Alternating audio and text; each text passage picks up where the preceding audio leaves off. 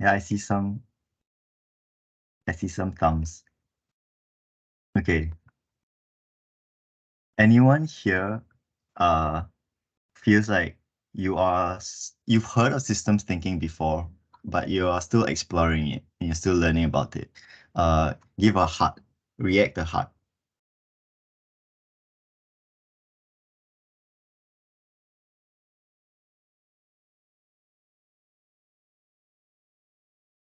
Everyone can find it.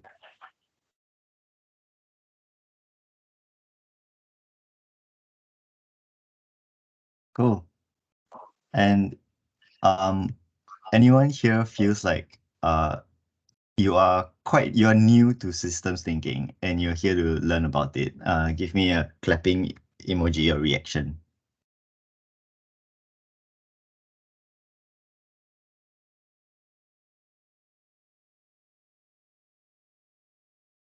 Yeah, I see some. Anyone here feels like you were all three? You can give a laughing emoji or smiling emoji.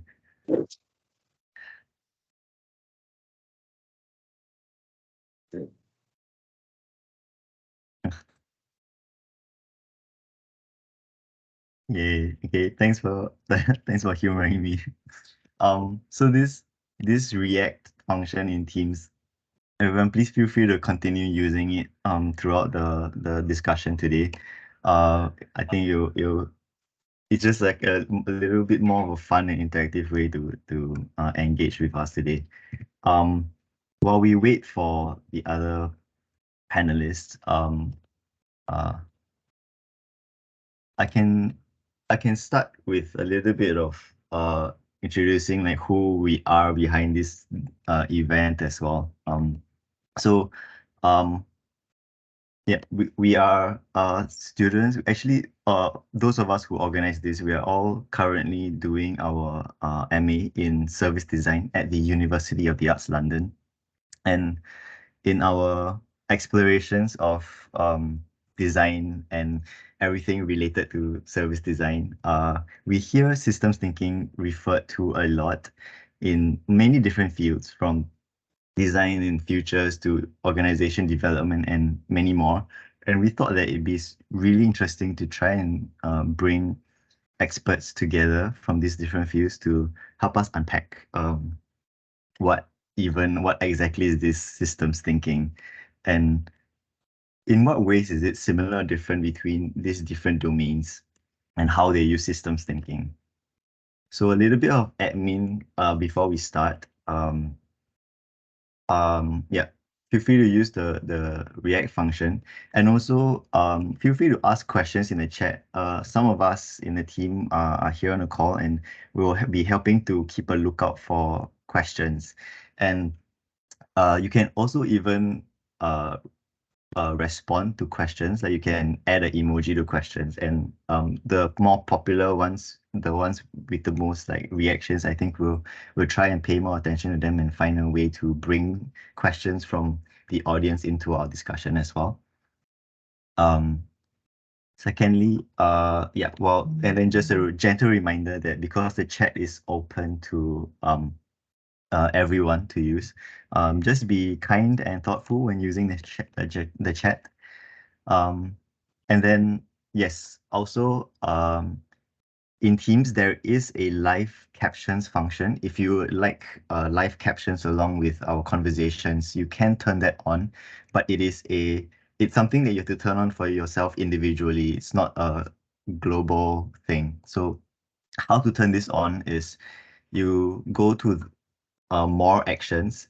There should be a control panel on the top of Teams. Under more actions, you should see language and speech. And if you click on that, you should be able to see turn on live captions as an option. Um, and if any of you have any technical issues or you can't find it, you can't find where live captions is, please feel free to reach out to Prey and Dorcas, who will be introducing themselves in chat, and they can help you out with these things. So that's how to turn on live captions. And also, lastly, um, we will be, just a heads up that we will be wanting to record this session so that we can also share this with people who aren't able to join us today. So yeah, just a heads up. So let me check if our panelists are here. We've got I just realized, yes, my our panelists are here. Hi Abril. Sorry, I didn't realize you were in a call. I just made you a presenter.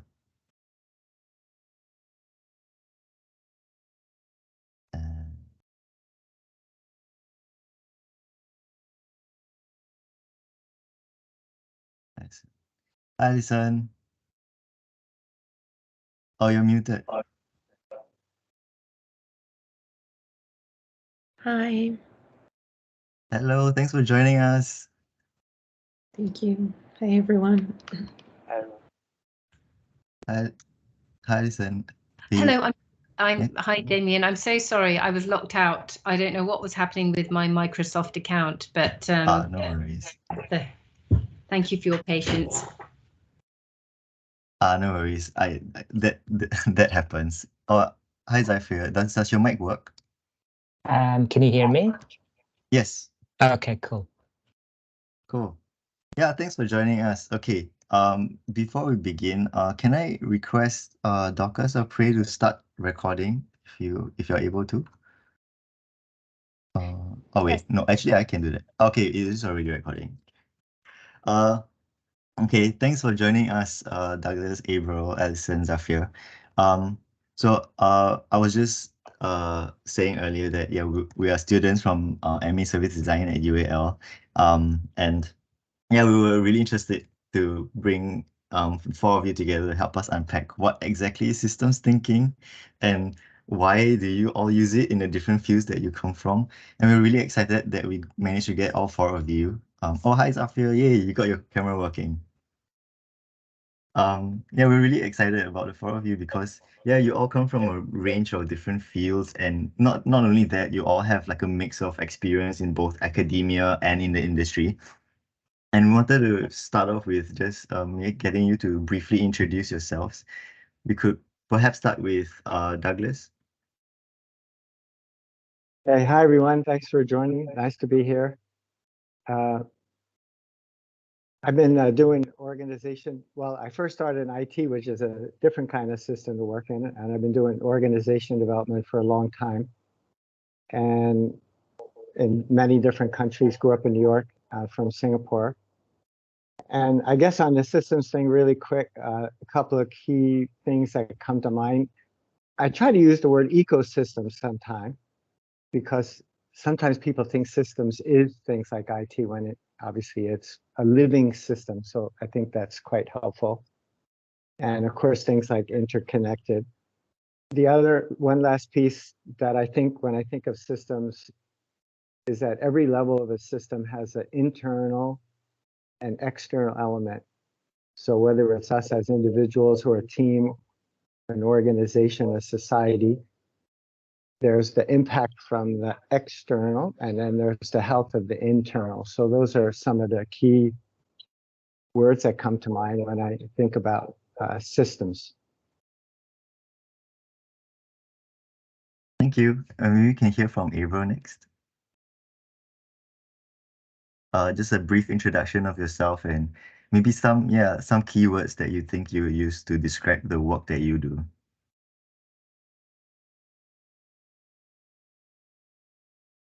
Sorry, Abril, you're muted. Sorry. All right. Yes, my name is Abril Chimal. I'm from Mexico City. And in the work that I do, systems for me, it's already like a word that I have been trying to challenge within different narratives, especially from the colonial perspective. Right now, what I do, it's foresight in general, like foresight, corporate foresight, corporate for public dynamics. And the first time that I used the word system was when I used to work in innovation So there was like a very, hard, a very used word. And right now, what I think that are the keywords for system, it's interconnections, and power imbalance. When I think in systems, I think that those are like the keywords that comes to my mind right now. Thanks. And maybe Alison next. You can introduce yourselves and what are some keywords you use to describe your work? So my name is Alison Prendeville. I'm Professor of Service Design at LCC, UAL. And I guess 2 words, Douglas's word in terms of ecosystems, and Abril, your reference to interconnections. And I would sort of, for me, when I'm looking at understanding systems, I'm also looking at the interrelationships. Those that currently exist that might need to be amplified, maybe informal, but also relationships that are formally defined as well. So when I approach systems, I think there's a sort of multi-layered approach, and there are those ones which are recognized, and that might be through regulations, guidelines, formal systems, but there's also often a very human dimension, which is often can be unaccounted for. So it's trying to identify the ecosystem, but from multiple lenses in terms of things which are acknowledged infrastructure and those that are less recognized. Okay, thank you. And yeah, last but not least, Zafir, would you introduce yourself as well? Yeah, thank you. I'm Zafir. I have my own company, a design studio in London. I've been practicing service design for almost more than 10 years, I would say, because it didn't start as service design. It was more like experience design, user experience, and then the term got larger and became service design, and now it's becoming even larger and including systems thinking. So my thinking around this is, I mean, I didn't call what I was doing systems thinking or systems design until almost 6 months ago, and then I started reading about it, and oh yeah, okay, this really fits in what I'm trying to do. So I don't really know how to describe myself as service designer, a strategic designer, a systems thinker. I think all of the above. If you're doing this properly, I think design encapsulates all of those things, I believe. So that's all for now. Thanks for sharing. So I wanted to kick us off also about so I wanted to invite each of you to give us a bit of an example of a work that you've done before where you have to incorporate systems thinking into it. And I thought Zafir could start off with this because I heard that you prepared a little bit of slides for us. Yeah, I did, and I will answer all those questions, I think, in one go, instead of interruption. Sorry for taking the time. It will probably take 12 minutes. Thanks for your patience. Yeah, you can start with that. I'll share my screen. Let me know if you see it. You can, because I've lost track of the teams. Okay, I'll bring it here. Cool. So my approach was like saying this is a human-centered systems thinking, because still as a a practitioner of human-centered design, I thought I should put human-centered in front of whatever this is we're talking about. So the themes of my talk is going to be around first of all, understanding and mapping the system. When you approach a problem, there are lots of components that we identify, and it's important to put those components in context and be able to see all of them. So you start with mapping the system and understanding, and it might take longer than you expect. And then you start judging some system boundaries around them. And then maybe you think like, oh, this system seems to be different to this one. And then that there's maybe another system of the holistic system. So there are systems within systems. And then you dive into one of the systems. For example, you zoom in to a boundary, kind of like a system boundary. And then within that system boundary, you see more systems in it and feedback loops. And then you try to solve your problem holistically by considering that broader context and how all components are interconnected and how they serve each other or impact each other or diminish each other. And then once you get an understanding of that holistic system, there might be emergence, because then when you use systems thinking and creativity and decision making, emergence becomes a really interesting concept, because you start seeing things that you haven't noticed before. And that is a way to start creative solutions, right? So if there is emergence, then you kind of have a creative outcome. And then again, I will talk about this continuous exploration of the system and boundaries, and being able to change those boundaries depending on the changing context, because nothing is static, and the problems we're trying to solve are dynamically changing as the world is changing as well. So the project I'm going to talk about is about a health and well-being project. We had a health insurance client, and that was 3 years ago, and well-being was not a fancy, huge topic before COVID. As you might remember, there were not many well-being apps in the market. And these guys, being a health insurance company and having lots of health services within them, they wanted to do something that is non-insurance and that is related to well-being. And they wanted something affordable, personalized, and they wanted to use their expert-led services as well within this whatever service the proposition we're developing. And they wanted to help people achieve their best selves. So we embedded a human-centered design methodology with a smaller team from that big corporate. So they separated themselves and then set up themselves as like a startup. So we said, like, in a year, we will have a minimum viable product that will serve all these, goals. As you can imagine, it's a very open-ended problem space that we were presented with. And I think the systems thinking is mindset and a way of approaching problems rather than something more tangible. I see it very abstract.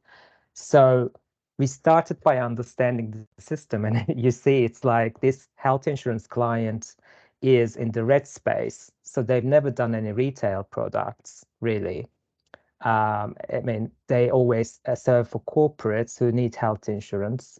They have a retail market insurance product, but they don't have a well-being product in either of the markets. There are more competitors in the health insurance. There are competitors in the retail market. They might be similar or same. There are complementary service providers in both spaces, and there are customers of each of the markets. And they wanted a solution that will solve both markets.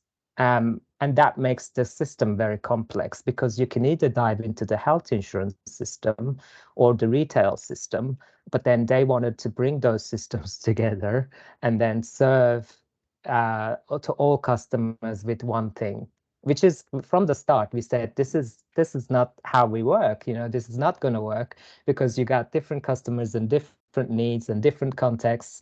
But like, this forced us to look at the problem holistically a lot more. Just the complexity of the domain made us, forced us into systems thinking, I think.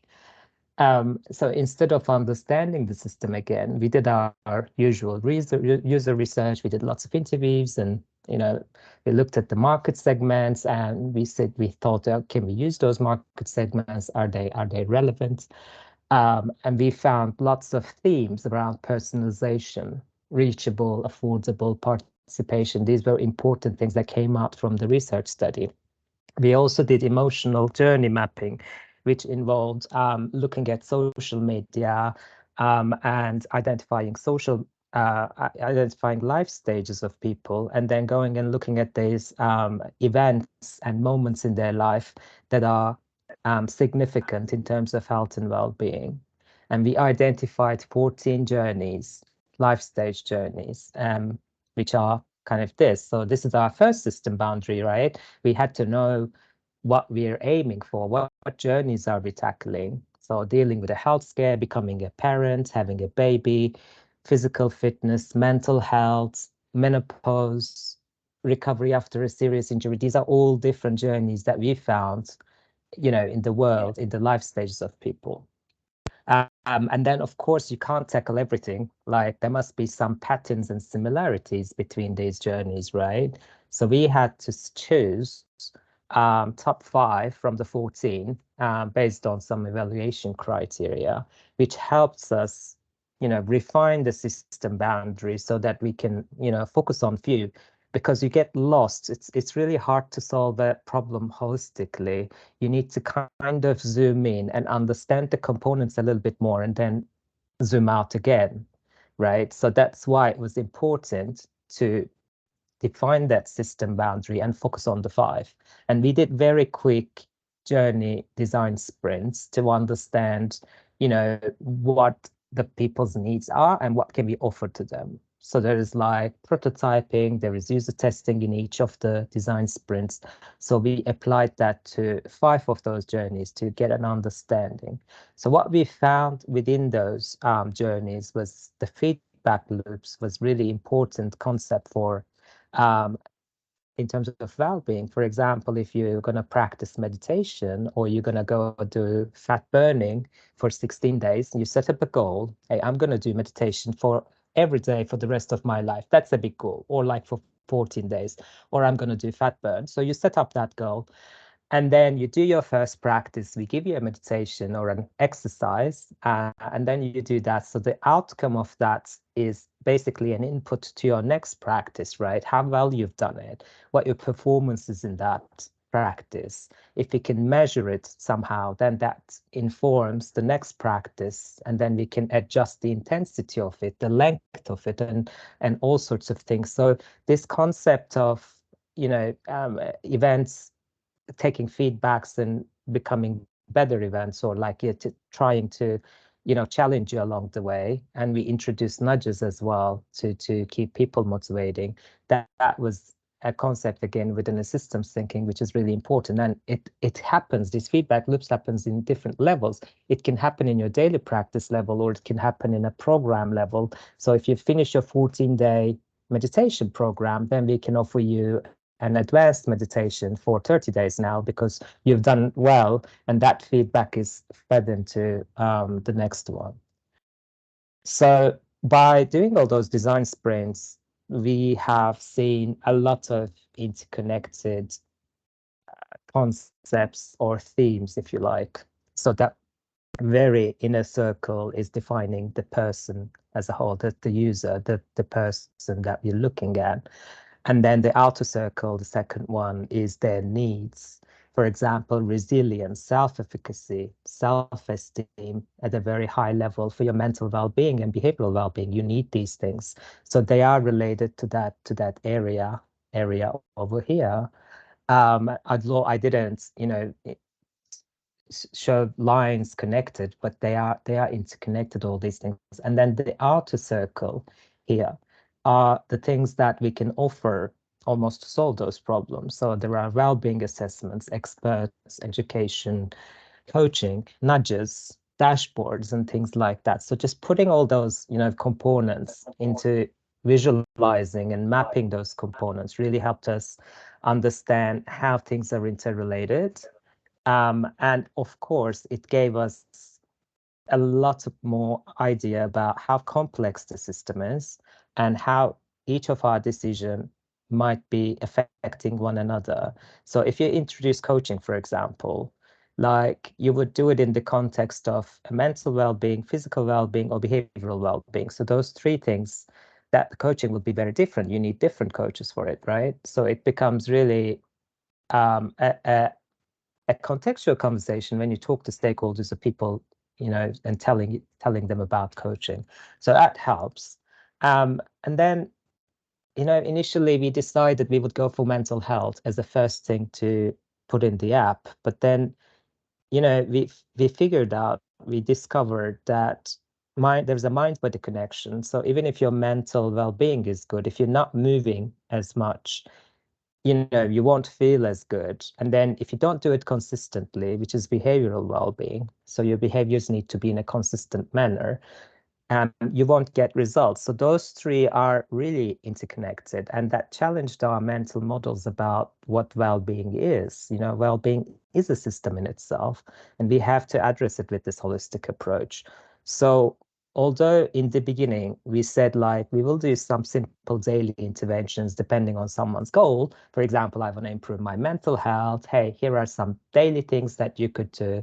So that was our starting point. But once we challenged our mental model and discovered that everything is connected, then we started creating some goal-based programs, and the program had a little bit of more things. And users were also saying to us, like, this is too simple, those daily interventions. Although they wanted something simple, we gave them something simple, they wanted more, right? And then within, you know, challenging our mental model, the emergence there was like, we need more personalized, more modular programs. So you can take a mental health component and a physical health component, put it together in a day and do it together. So that was our, Zafir, Yeah, sorry, go on. would you be able to conclude in a minute?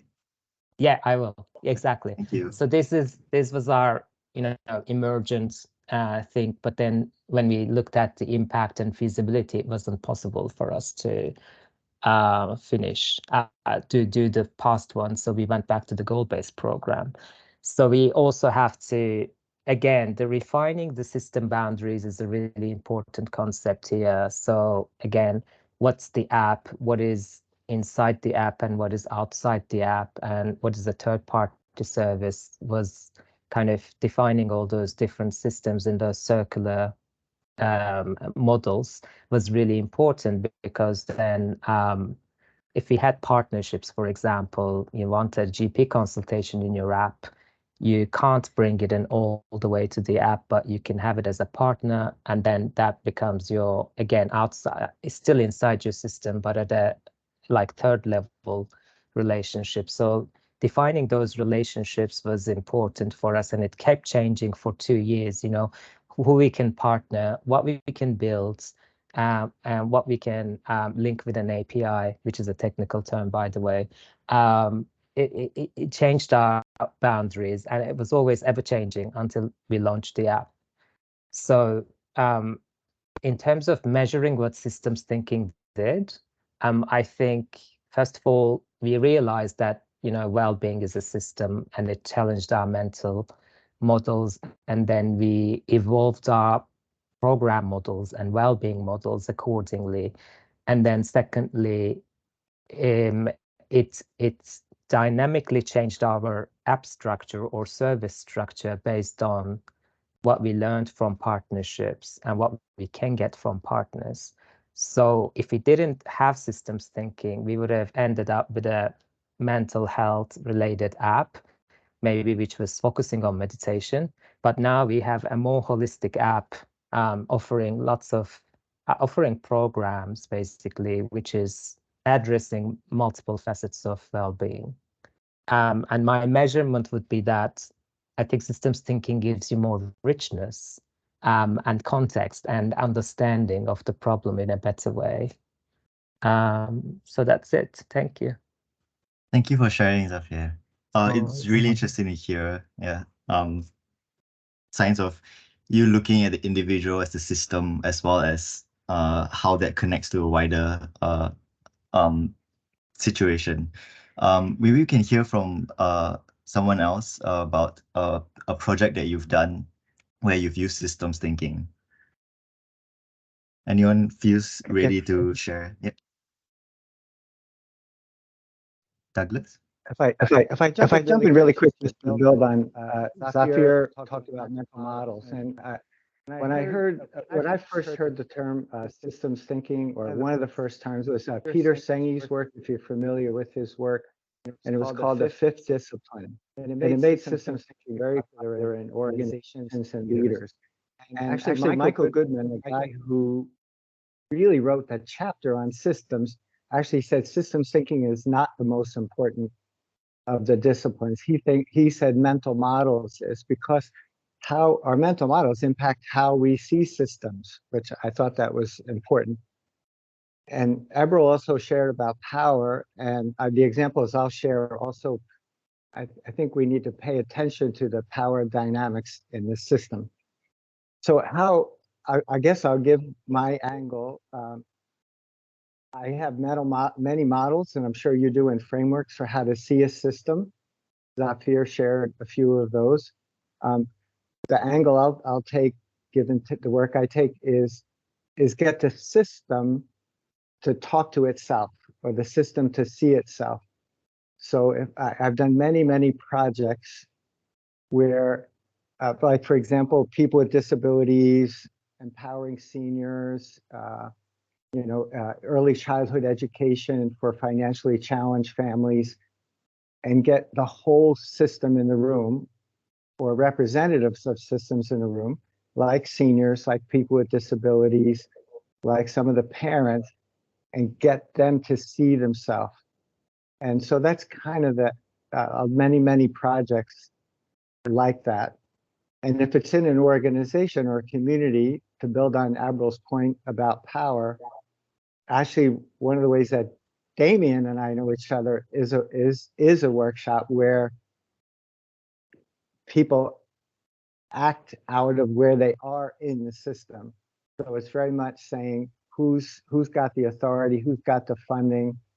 And I think when a system comes together, having done this many times, there's something around a common purpose. So the ones I mentioned, empowering seniors, people with disabilities, whatever that is, or collaboration across communities, people will, they step up to the common purpose. So even when they're competing for funding or donors or KPIs, when the system comes together, they rise up to a higher level. So I think the three of you are going to share different kinds of examples. So I'll just sneak in this one, that, again, this idea that we can be systems thinkers, and the system can do its own thinking and its own work, and understand, the thing about the blind man and the elephant.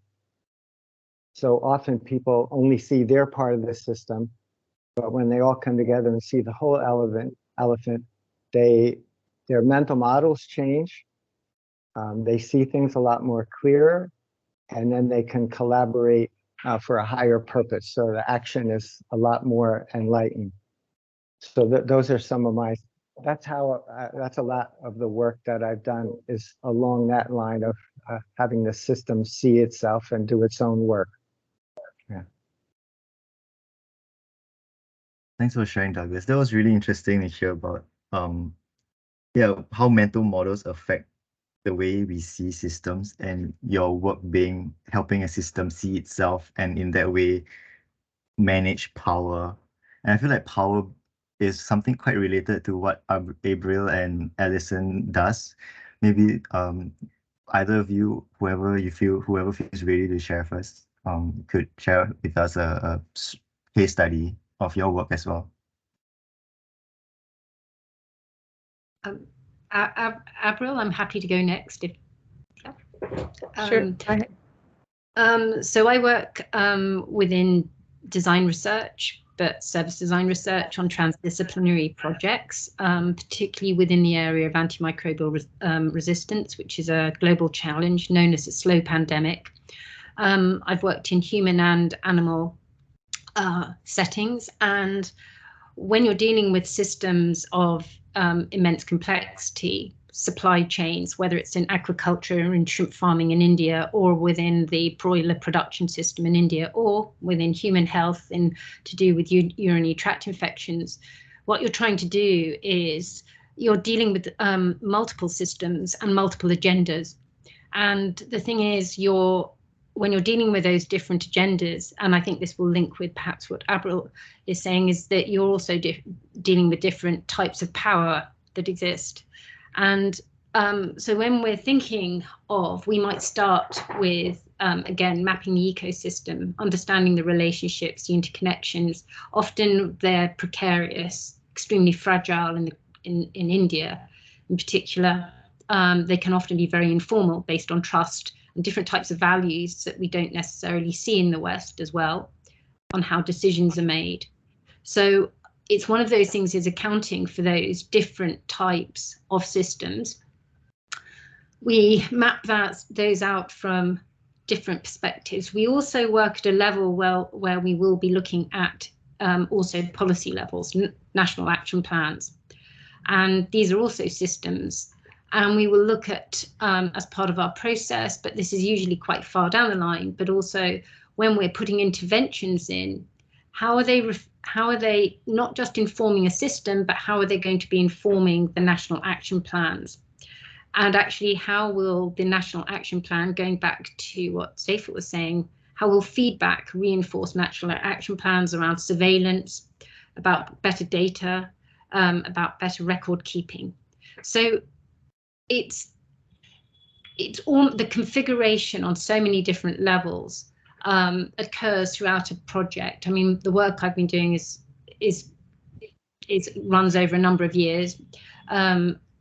And what you're discovering at each time is you will do what I call the more standard, the service journeys. You'll understand treatment pathways or lack of. You'll understand decisions, but at the same time, you're also having to engage with at district levels with health commissioners, what their understandings are in terms of health prioritization. And when we design the interventions, we then have to make them robust in terms of, again, feedback mechanisms, surveillance, but also how will they be financially robust as well. So you're always dealing with different agendas. You start off very much from the human-centered perspective, but as this develops, you have to account for these other different agendas, requirements. Otherwise, there is very little chance of implementation. And the other thing within healthcare, people are very keen on very clear performance indicators, randomized controlled trials. So, and also you will be often working with economists who will be wanting to evaluate interventions also from an economic point of view.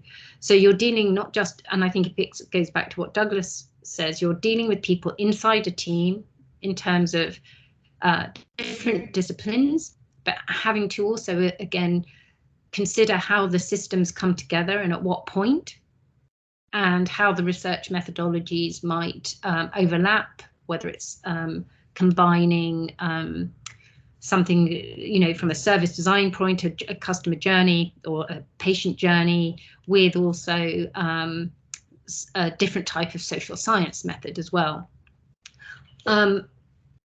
So I guess when I can think of, you know, the human health setting, the project has worked on one level, building knowledge for the individual, but on another level, we want to strengthen the relationship between the local community health activists and the local community. We want their knowledge to increase around urinary tract infections with our diagnostic test. We also then want it to work at a district level where data is actually, good data is being collected at the primary healthcare centres. We're also then looking at a state level on how are they feeding back into the National Action Plan. So from this very small intervention, you have to look at actually how that amplifies out in order to fulfill other agendas. And I think that's sort of quite key when you're working within a sort of, we're taking a systems approach to a problem space. Thank you for sharing, Alison. Yeah, it's always nice to hear how I'm hearing that systems thinking is helping you as a service designer, if I can even use that term, to think of interventions in how it brings value to not just a single point in the system, but like how it spreads across and how it builds on feedback loops. Yeah. In fact, one of the things we'll try to do is we talk about, you know, where is this co-creation of value taking place between these different interrelationships, and through that co-creation, we're not just co-creation of value, we're not just talking about monetary value, it's about knowing yourself in terms of your own well-being, which links with Zafir, but it's also co-creation of value in terms of how communities understanding where there are resistant genes within the environment, and perhaps also then leading into other agendas about where do you focus research money to understand why there may be particular types of, health conditions within a location. So it's like many pieces in a jigsaw coming together. Cool. And can we hear from Abril also? Yeah, what the systems look like in your work? Thank you. Well, it makes me think about a project I'm developing, a research project that I have around the futures of waste in Mexico City. And this part of, I'm trying to get away from the human-centered perspective, especially because of the interconnectedness of systems in general, to more decolonial and holistic thinking rather than systems. The first things that I found out, or I caught myself doing while starting this research, it's about thinking of human solutions, how we can take waste away from our perspective, what policies we can do to reduce waste, what are other new materials, but at the end, we always think about the good of human and us at the top of the pyramid, and this is a very colonial and Western perspective. I'm trying to get more into the recovering the intangibles of indigenous knowledge, and especially in the region of Latin America, most indigenous knowledge involves the one with the whole. So how do we start thinking more holistically and thinking about our ecosystem, more ecological, more inclusion within interspecies, not just humans, and the complexity that this entails. And within futures, it's also to navigate within uncertainty and the things that we don't know within futures. So how these decisions that we make in the present, setting boundaries, setting relationships that we don't see, as already Douglas mentioned. So how will those decision makings in the present will impact within the future, and how we can try to mitigate as much as we can our decisions and the perpetuation of actions that has been repeating for many years.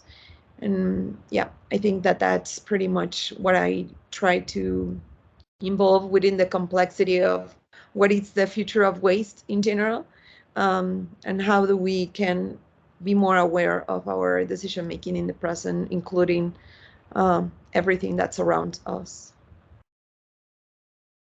That's amazing. Thanks, Abril. I'm hearing this slightly new dimension of systems in the future, like across time, and how perhaps even like considering the road from today to a preferable future is itself a system.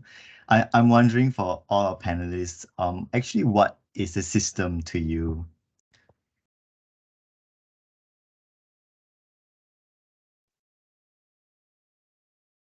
Anyone want to go?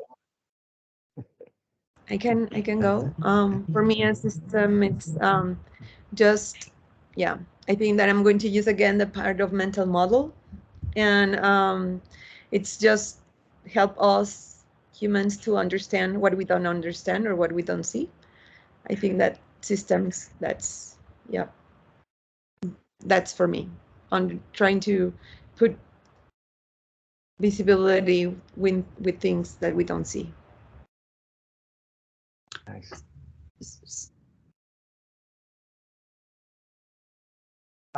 Can I read my favorite definition of systems thinking?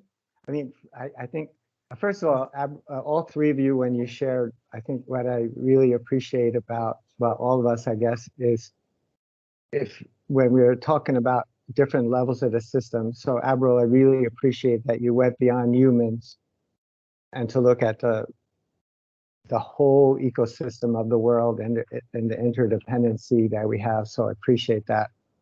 And I think if we really think systems, it's a way of life. And here's a definition from Martin Sambrook from the Schumacher Institute in the UK, which is so beautiful. I hope you like it as much as I do, which is, he says, systems thinking is a way of being. It involves a way of seeing or interpreting the world through thought and feeling. It is an attitude of openness, of inquiry, of looking from many perspectives, inner and outer, and trying to hold an awareness of my own beliefs and assumptions, notice my own reaction to things. So that's part of the internal work. And understanding the world as an unfolding process where everything is in relation to everything else. So I know that's a little bit long, but I hope everyone picked up a few phrases that resonate with you. But I just love this idea, the internal, external, the inquiry into the interrelationships. Yeah.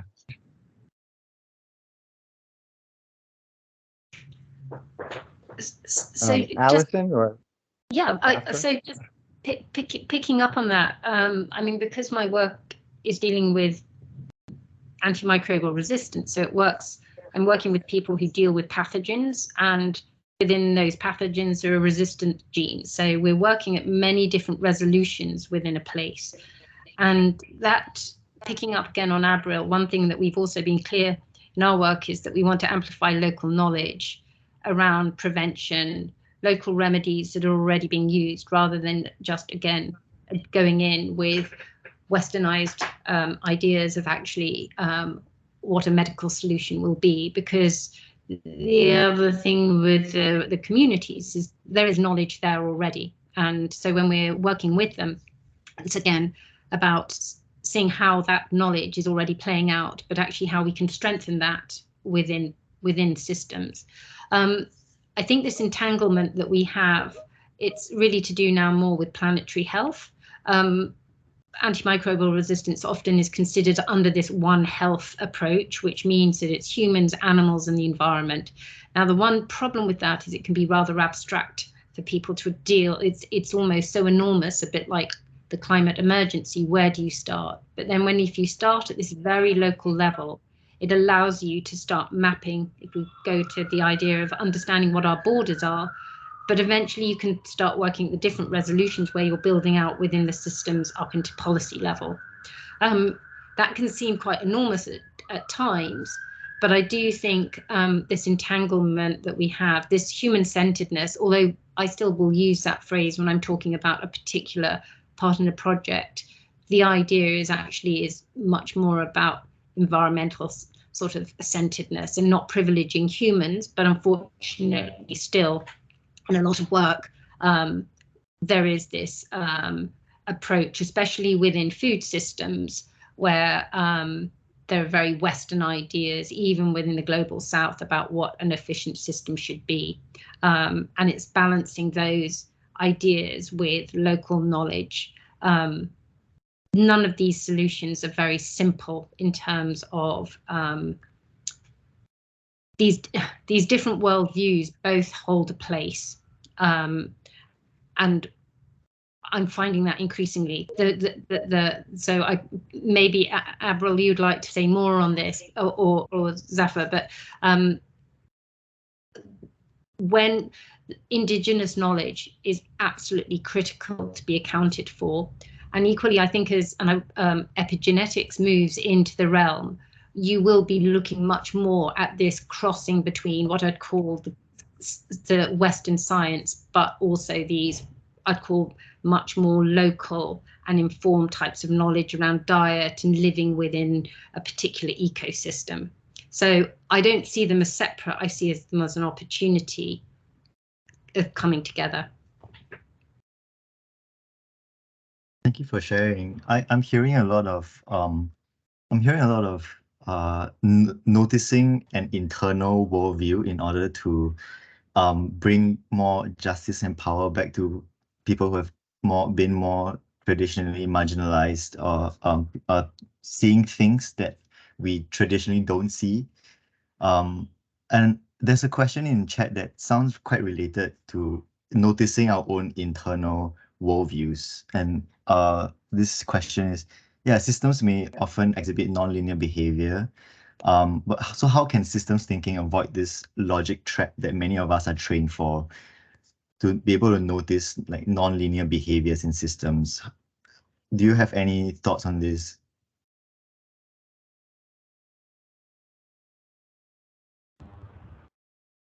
I'm going to just grab a little bit of what Alison just mentioned, and I think that for linearity, it's also to acknowledge that we live in a mixed world. I think that is very important, that it's not this or that, but also it is important acknowledging the past, that it's dismissed.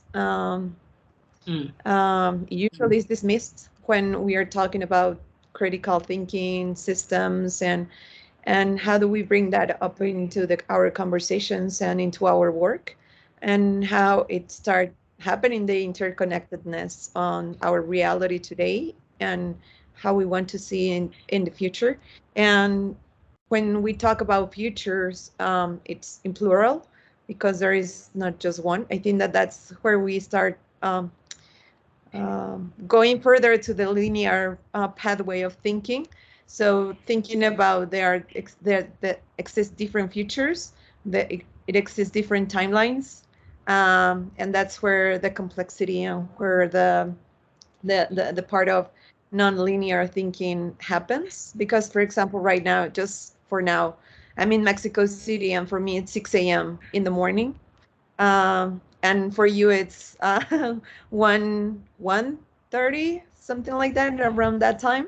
So just to think about that type of perspectives, that my reality is not your reality, and that there are different worlds. I love a quote from Zapatistas, that it's a part of it's a movement, a community here in Mexico, and it has it embodies indigenous knowledge. And they have this quote that it says that within their manifest, that how we can live in a world when many worlds can fit. So I think that from there we can take the linearity in our thinking. Nice. That's a good answer. Thanks, Abril. That's beautiful. Thank you. And thank you for joining us, even though it's like 6 a.m. for you. Yeah. Good morning. Thank Here in East Asia, it's the evening. I was also curious for all of you. So we've been talking about how systems has been helpful and important in your work. But have you ever encountered a situation where you felt like there were some limitations to systems thinking, or where you felt like systems thinking was actually not helpful for you in the work that you were doing? I can start. Yeah. I think it can distract you from the problem you're trying to solve, your problem given. Of course, you want to go out and expand your environment, the broader context and everything. But if I was thinking well-being in terms of climate change, it takes you to completely how climate change affects well-being, or how urban planning affects well-being, and that could be part of your system, right? And then we can go and explore, but we got limited time and budget to solve certain problems. And then when you kind of go very different places, it can may not, yes, it will give you some perspective, but to what extent did you need to do that? Or, there's that balance of like how much to expand your system and thinking, I think. And that's kind of a tricky problem, because I have a tendency to go out and distract myself a lot. But we always, in a real world, we always have to come back and converge into the thing we're trying to solve. I mean, picking up on that, this, and I think it links with this when we hear terms like One Health, or even climate change, they are impossible to comprehend. How do you address the consequences of effectively human action? And so I think in a way, one of the things is, and I say this often too when I'm working with the range of scientists that I do, they say it's about AMR, and you stress AMR is a consequence. It's a consequence of lack of infrastructure. It's a lack of access to healthcare. It's a lack of access to knowledge. It's a lack of access to clean water. And also it's a indicator of our production systems. More food at greater quantities at a quicker time. So they're also indicative of the capitalist systems that we live in, whether it's within food production on that level, but it's also indicative of inequalities that we experience. So the point is, where do you put your tent peg in a way when you start?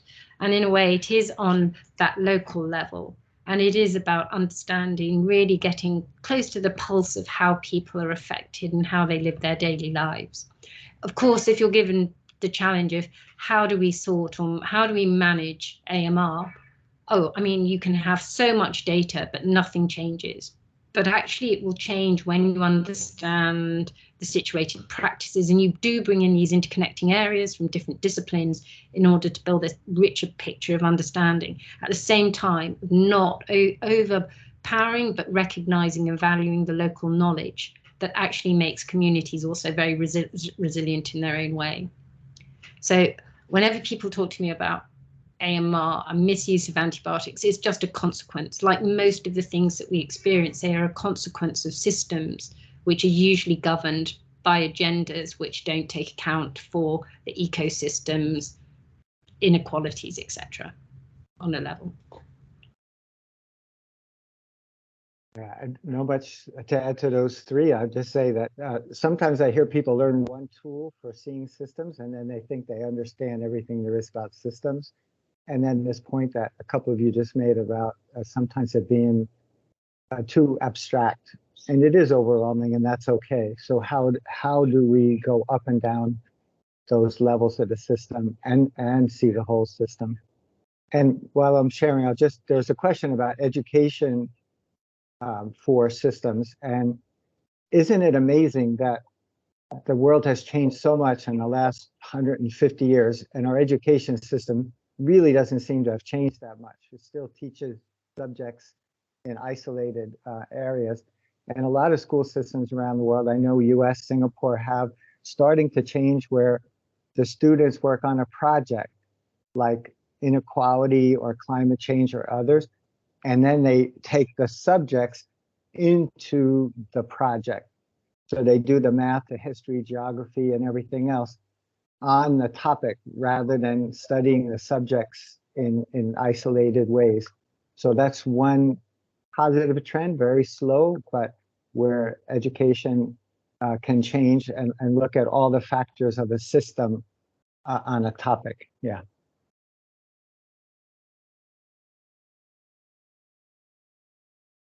Thank you all for sharing. It's unfortunately already 1:30, and I do really wish that we had some more time to hear more from you.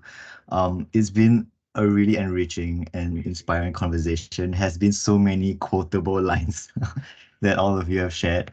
I think yeah, we're gonna have to end this discussion here. But for everyone who's joined us, thank you again for being here. So my friends and I at UAL are actually doing a series of panels, and this has been the second of 3. And the next one will be happening in July. Do follow us on Instagram to keep updated on when the next panel will be happening. But thank you again, Douglas, Zafir, Alison, and Abril for joining us and sharing your thoughts on systems. I hope this has been useful for you and interesting for you as well. Yeah. Okay, Yeah. thanks everyone. Thank you. Thank you. Thank you. Bye.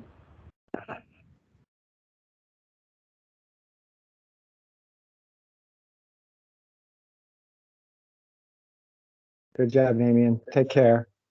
Thanks for inviting Thank me. you. Thank you for joining, Douglas. Hope to catch up with you soon.